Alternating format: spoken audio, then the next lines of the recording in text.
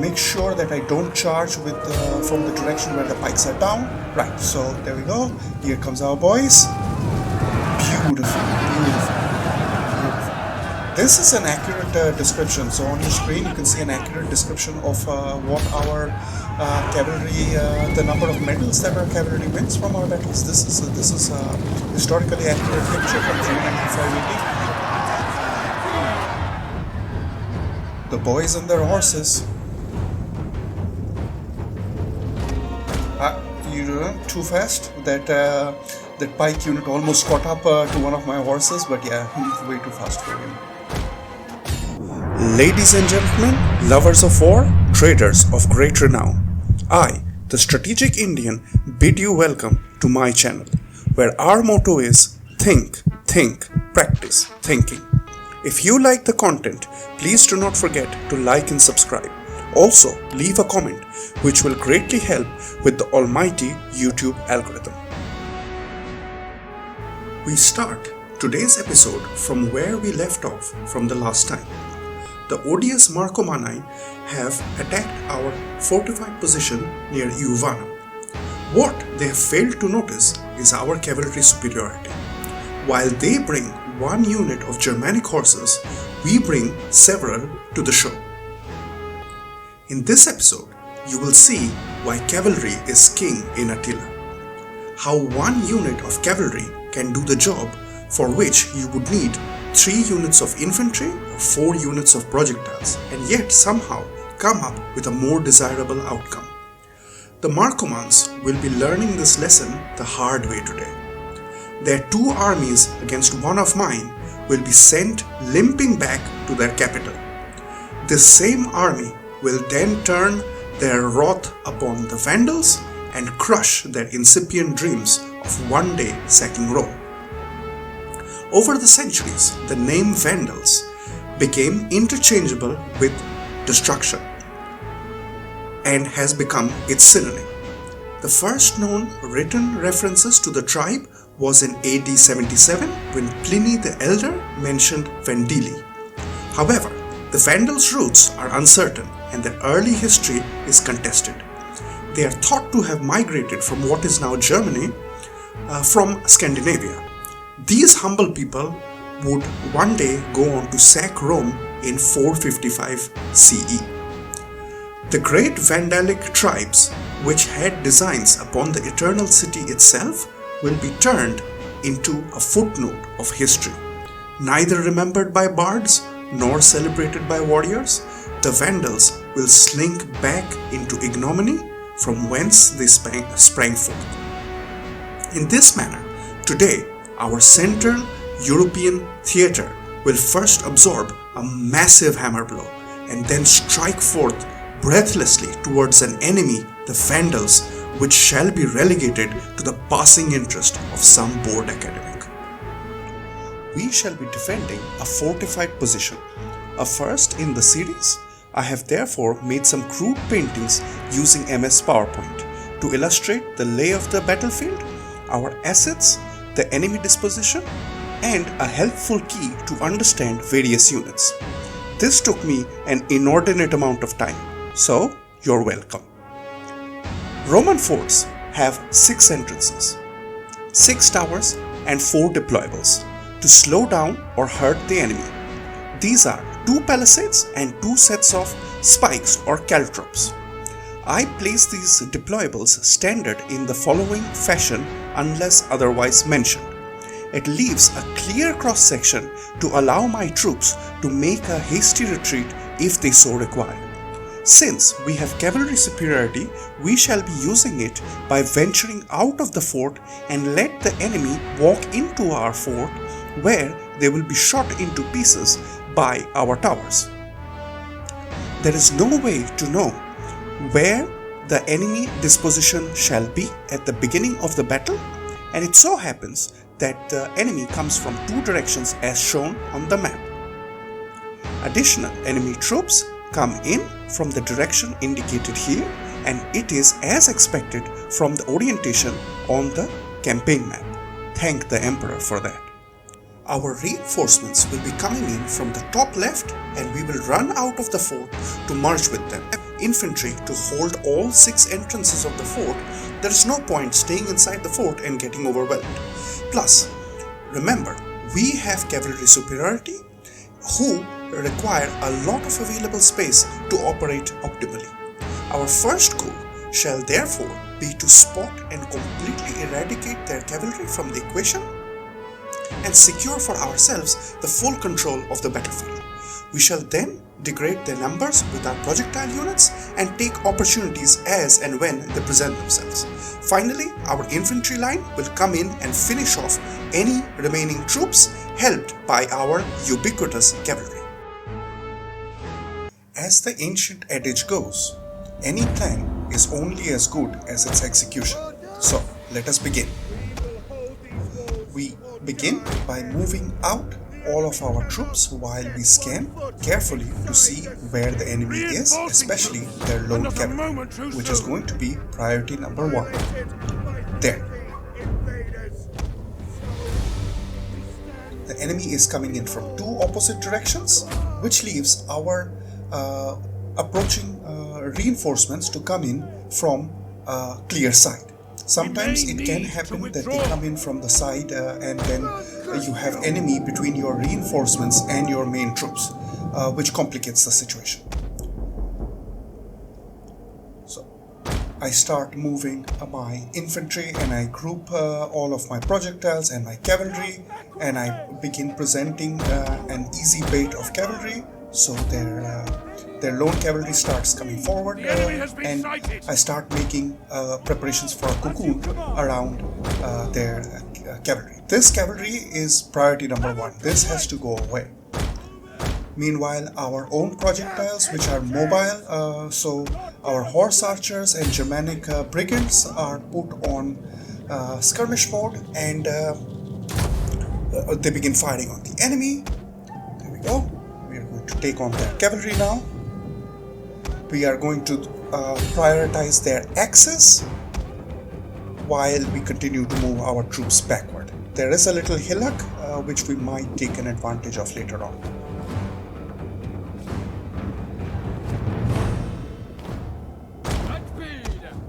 Their second army, which is coming in, does not have any cavalry, and it has and it is force marching, so it will take quite a long time and it won't be as effective because those troops are going to be very tired and won't be able to do very good charges.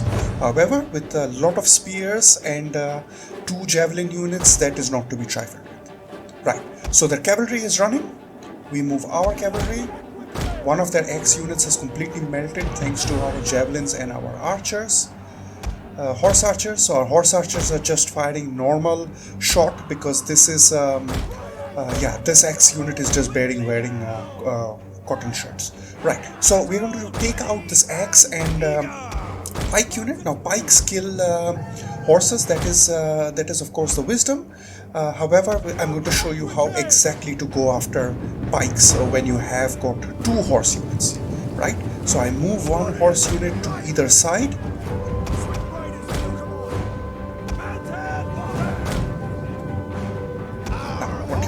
Is focus in on their pike and see where their pikes are down. So I can see that the pikes are pointing towards one set of cavalry, and I make the other set of cavalry, which is completely diagonally opposite to it, to do the charge, while the other cavalry then comes in and does a hammer and anvil charge. This really just destroys pike units completely.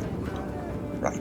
So one of their so I switch focus to another X unit because our Germanic brigands are out of ammunition. They have a lot of damage, but they can't do a lot of. They don't have a lot of ammunition. Our horse archers have a lot of ammunition, but they don't do as much damage. Right? So there is very good balance in this game. So I send in my brigands to mop up their axes. I don't want this unit coming back. Now again, I have an axe and a pike unit near me. However, I am going to move all of my cavalry towards the other blob, which is in the middle of their incoming army. That is going to be priority for me, because if these two merge, that will make a much stronger army than these two units of axe and pike, which are much further away from the incoming army. So that's how I prioritize them. Again, I try to move out and start making a cocoon. I make sure that my horse archers are firing. I see that the javelins are a bit out of position, so I move my horses around. I start doing charges, just basically disrupt them for as long as I can while their second army is moving in slowly. So again, I follow where the pike is. I have to make sure that I don't charge with from the direction where the pikes are down. Right, so there we go. Here comes our boys. Beautiful, beautiful, beautiful. This is an accurate description. So on your screen, you can see an accurate description of what our cavalry, the number of medals that our cavalry wins from our battles. This is a historically accurate picture from 395 AD. The boys and their horses. You too fast. That pike unit almost caught up to one of my horses, but yeah, he moved way too fast for him.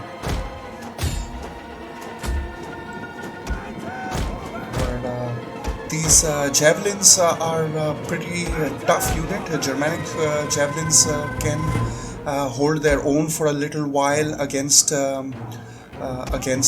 cavalry. I notice where their general is, and therefore I send out my archers against him to start firing. Again, same trick. I look where they are and I wait with the cavalry, which has got pikes pointing towards it, and as soon as the pikes are down, because the horses have charged them, I charge in and I do a hammer and anvil. This is going to be standard bread and butter tactics of cavalry. Right, now their second army has got very close to our horses. I'm also a bit afraid of their javelins starting to fire. Therefore, I take the weaker cavalry and move it towards their javelins to make sure that their skirmish ability is triggered and the javelins don't get a clear shot. Right, so our boys are out of danger. We move all of our cavalry away and we start focusing on their general. We move our levis amatorian nearer and we put our Sagittarii to fire on a heavy shot, because the general unit is very heavily there. We got their general, beautiful, years and years of practice of sword fighting by the Germanic nobles, but yeah, our peasant archers and levis amatorii are going to take them out. Great. So the main army will now have moral debuff. The second general is still alive, but yeah, that army is quite tired because it's force marching. I stop firing and reposition my boys so that I don't waste ammunition. Remember, there is limited amount of ammunition that I have. I send in my horses against whatever opportunities I see. Wherever I see that there are projectile units of theirs which are unguarded, I send them in. One of our horse units are pretty battered, so I am sending them towards the fort so that the enemy is lured by them and go into the fort, where they are going to get shot by 6 towers, which is going to be pretty devastating. Right, now we're going to whittle down their infantry by doing hammer and anvil. There we go. Beautiful charge by our radar unit, which can speed up and do devastating charges. So I'm repositioning our projectile units so that we can continue to fire at the incoming army. Meanwhile, our infantry has gotten into position. They're presenting a pike line backed up by a very strong line of comitatense spears. Here, one of our cavalry has got caught up by their spear unit, and the horse which was supposed to do a hammer and anvil did not double click, so he's basically walking to the charge. So yeah, one of our horses are going to be lost because of this mistake. Right, so I notice it now, so I send a weaker unit. So yeah, just to thank you for your service, Germanic brigands. You did an amazing job. So our full unit of horde horse archers, honey horse archers are going to come in for the charge. Beautiful, nice charge. That is going to melt this early Germanic levy unit of the enemy. So make sure that you always keep your cavalry away from reach of their infantry so that they don't come into contact. We are going to continue firing on the second army. Whichever troops are out of ammunition, we send them into the fort so that they can lure in the enemy troops if they are getting followed, and yeah, basically just get free shots off from our towers against their army. I try to not fight in the range of my own towers because yeah, towers in Attila are pretty stupid. When you fight against towers, they will kill 1,000 of your men, but when it's the opportunity of your towers to take on their armies, they are not that effective. They just continuously miss. Yeah, which adds to the difficulty of Attila. Yeah, no wonder people don't want to play Attila because yeah, they want to play Warhammer with goblins and god knows demons and whatever ugly creatures, one ugly creature of the other.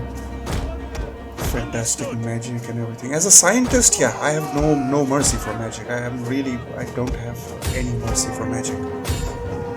It's like astrology to me.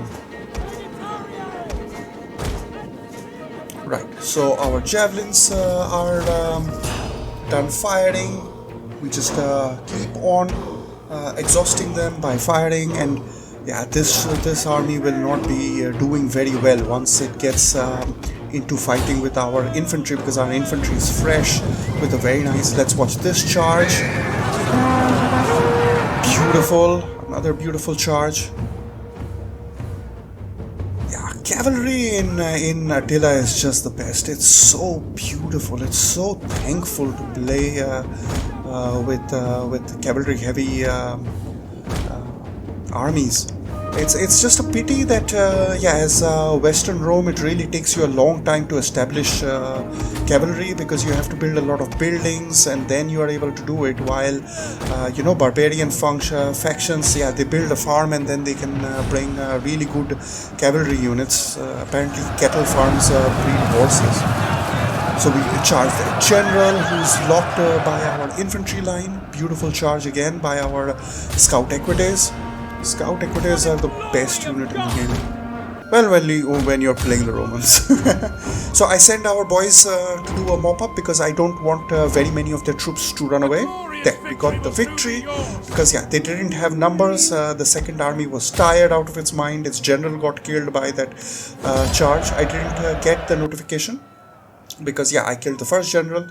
Right. In the previous turn, we noticed that we got hit by the Huns who have besieged. Rebellions are going to pop up. We're going to take care of that. It's no issue. No big deal. Now, our emperor, God Emperor in Sabrata, in the African theater, is going to hire mercenaries available in Tripolitana, and he's going to move into Symedas. There we go. It's unguarded. And yeah, so we can easily, this is a level 1 desert faction. Yeah, they're pretty trash troops, just like Celtic troops, pretty trash. Right. Goes in, doesn't ask questions. Sacks the town for 814 gold. At your command. Yeah, Emperor comes in, levels up. Looks for items, no good items. No good companions. Yeah, +2 is important. +2 personal. Let them cower like kennelled dogs. Right, and then he just raises the settlement. No answers given. Just doesn't explain himself. That's the emperor of the Romans, Honorius. There we go. The advantage of fighting with Garamantians is that their provinces are so large that if you are in Symedas, they cannot reach you from Garama. Right. We really humiliated the Visigoths by running away. Now, we fought the Langobards in Colonia Agrippina, so we leveled up. We're going to take some items for Virius Flavianus. Guy 62, I really hope he survives. Guy can croak at any point. Now, I'm going to move this army to Germania because this battered army of the Langobards is going to go back to its place and get those horses. So I'm going to pick those mercenaries. I'm going to leave that axe unit because if I have horses, I can beat their axes. Now, this is the army which will fight the Vandals. We'll come back to it. Let's cycle through everybody. Yeah. Eilidon in Caledonia at Hibernia is very well protected. Camulodunum is very well protected. Savaria is under siege by the Huns. Sopinai, we are training troops. Hilarious, funny guy. He's going to be in Tamusuga, which was the capital of the Mauryaans, because there has been a rebellion, so the Mauryaans has come back as a rebel army. So I just hire some competency spears. I also put governor in Galicia because that's a troubled province. I check with my spies, and then I move in to slow the Visigothic army. The reason I do this is basically, I'm successful, so then I will level up my spy, who is now going to be inside my territory. So I'm going to take additional construction bonus, 20% cutoff in prices, and I will also increase his authority. And in Sopinai, I will build 4 arrows, and in the main I will build 4 cavalry corral. So let's begin the fight with the Vandals, what we came for. Right, I couldn't find a dry sunny day to fight, so I had to choose this foggy weather. Cavalry is group 1, mobile projectiles are group 2, walking projectiles group 3, spears 4, specialized infantry, anti-infantry, infantry, so pikes in this case is group 5, and the general at group 6. So I sent forward my Germanic brigands to lure out their cavalry. So they have 2 cavalry units, that is priority number 1. As always, we'll just work clockwork. If something works, don't change it. If it's not broken, don't try to reinvent the wheel. This is what we're going to do. So we start moving our projectiles in such a fashion that one group is always able to fire at peace, while the other one just takes this unit in a wild goose chase. I'm moving uphill and I'm firing downhill, so I'm getting additional damage done to the enemy troops. Our horse archers are going to switch to fire arrows, which they have an ability for, while our brigands are going to start firing precision shot, which is going to be devastating. You get 125 damage per javelin, and I have 8 javelins to begin with. Right, so this horse unit is going to have a pretty bad day. I'm moving uphill constantly, so I want to lure out one horse at a time. So as soon as they switch focus, I make sure that my hidden cavalry is not detected, because I don't want them to send in their second cavalry or send in their their dog handlers at this stage. I just want to focus on one cavalry. That is it. Right, the second cavalry unit is coming in, pretty impetuous. So he's gunning really very hard for our horse archers. So I move my cavalry close because this is a full unit of Germanic cavalry. Right, so one unit is completely dissolved. I switch off firing because my ammunition is very precious. Now it's foggy weather, so I really can't see that second unit, so I will have to move very close, very carefully with my horse archers, because that's a very fast unit. There they are. Okay, let's pull back. Get out. Our brigands, I make them rest a little while on the hills, because they did precision shots, so they get a lot of fatigue, and if the cavalry catches up, they won't be able to fight because they are very, very tired. Right. So our cavalry is moving back. It's the principal target of their lone remaining cavalry unit. And I move my mobile projectiles to the flank of their charging horse unit, so that they can get fired from the left hand side and from the back of this cavalry. So here, yeah, a little bit of fatigue happens. I forgot that I have pikes in my army, so yeah, I remembered it at the last moment. So I'm going to run my horses through my friendly infantry line. So yeah, so I forgot a little bit. So they caught up with my cavalry boys a bit. So when you pass through your own pikes, it doesn't hurt them. But when the when the enemy comes with their cavalry, there you can see they get caught up in the pike lines, and then it's just a lot of damage. Horses get like infinite amount of damage from pikes. So you saw that in the previous fight we were taking out pikes with horses, which beats conventional wisdom. So that's what the game knowledge does for you. When you know how you have to approach these spikes, because every unit has a strength and a weakness, and you just have to use that. Right, so I swung my horses around so that I can start taking on their archers so that they cannot fire in peace. I move my projectile units forward to start firing on their approaching infantry. It's very difficult in the fog because their units just disappear. The moment you can't see them, they're in a little bit of shrubbery and bushes, then they just disappear. That causes a bit of grief because they suddenly appear and then you are out of position, or you know, you don't have some place to run, or they're too close.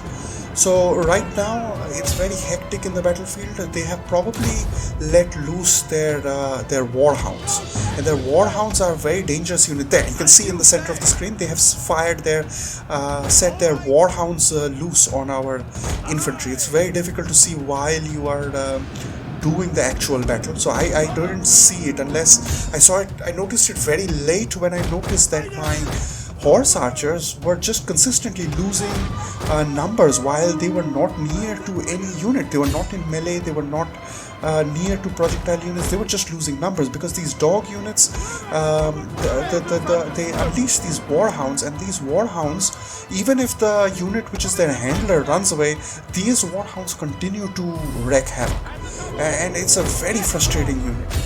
The worst offenders are of course the Celtic warhounds and the Nordic warhounds.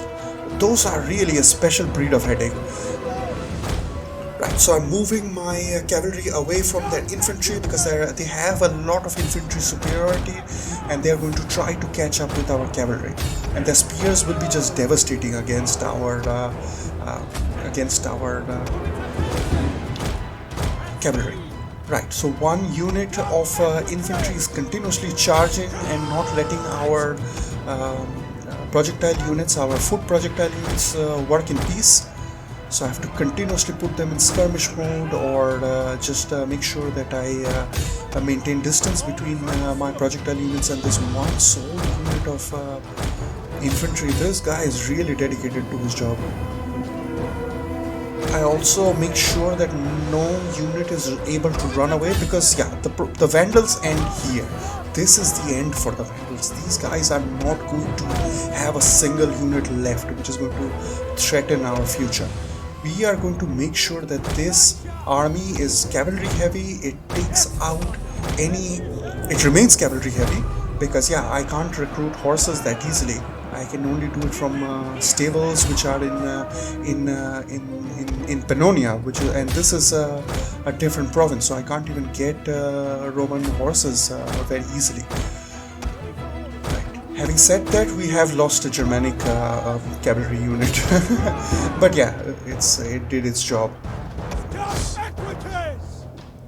Right. So this cavalry unit, you can see it's below 10 units left. This will disappear. Thank you for your service. You did fantastic. I'm gonna ensure our horse archers, which has got ammunition left, to continue firing on their generals, on their general. And I noticed that their last archer unit is free, so I will charge him with my equities. Our infantry line is just doing a fantastic job. So this tells me that I have more infantry than I need, right? So yeah, some of these competency spears I will remove from the roster so that I can get money back. That's what it tells me. Because yeah, I have axe units coming in, but yeah, they are backed up. My competency spears are backed up by 2 units of pikes. So those axe units are not going to do very well. They're going to have a really bad day. Make sure you keep scanning the battlefield, that the infantry is not catching up to your cavalry and causing grief. I'm going to make my slingers make sure that that unit which is running away has less than 10 units left. I see a beautiful opportunity to charge their axes. Let's go zoom in. And beautiful. Look at these charges. Look at the ambience in these fights. Such a beautiful game. Right, now we are going to start the donation process. So yeah, we're going to donate all of our projectiles. Now the only unit left is their general. He is coming up against a huge amount of infantry and cavalry. We charge their general. You can see that general is wavering. It's the last unit. This is the end of the Vandals. Our Hunnic raiders are coming in for a wonderful charge. Beautiful charge. This is it. Victory against the Vandals. They are not going to trouble us anymore. There shan't be any sack of Rome. There we go. We got him. And except one, all of our cavalry units also survived. We're gonna take the gold because we are in our territory. We'll replenish. The Marcomans have been beaten. So I'm gonna take this 300 gold. There we go. Vandals are out. Beautiful. One more faction gone.